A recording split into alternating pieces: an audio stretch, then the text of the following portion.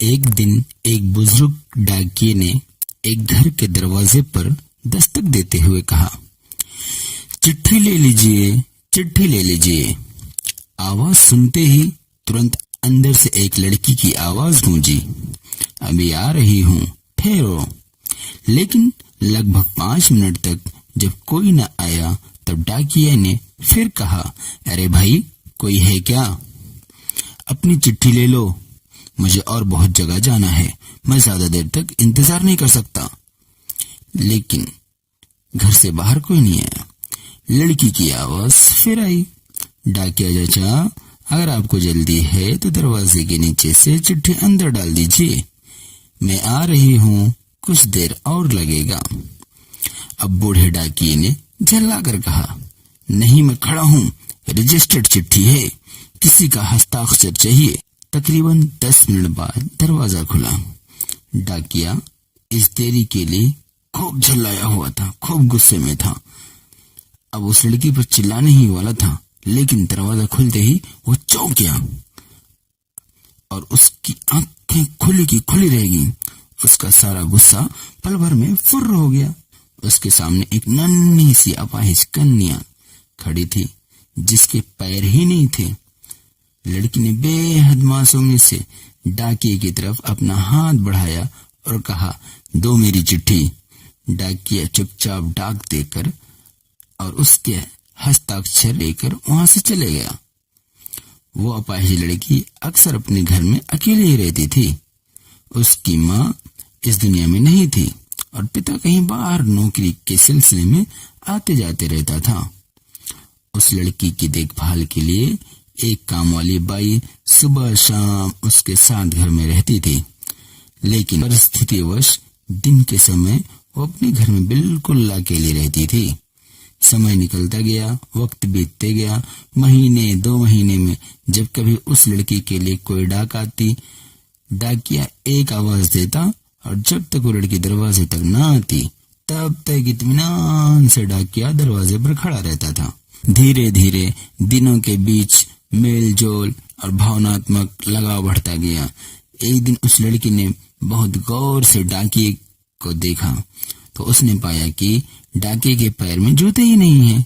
वो हमेशा नंगे पैर ही डाक देने आता था। बरसात का मौसम आया। फिर एक दिन जब डाकिया डाक देकर चला गया तब उस लड़की ने जहां गीली मिट्टी में डाकिये के पांव के निशान बने थे, उन पर कागज रखकर उन पांव का चित्र उतार लिया। अगले दिन उसने अपने यहाँ काम करने वाली बाई से उस नाप के जूते मंगवाकर घर में रख लिए।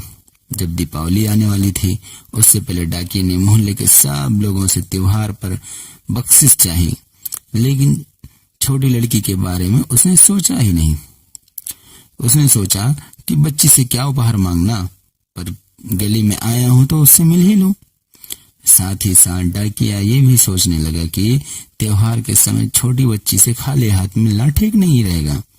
बहुत सोच विचार कर उसने लड़की के लिए 5 रुपए के चॉकलेट ले लिए। उसके बाद उस लड़की के घर का दरवाजा खटखटाया। अंदर से आवाज आई, जी कौन?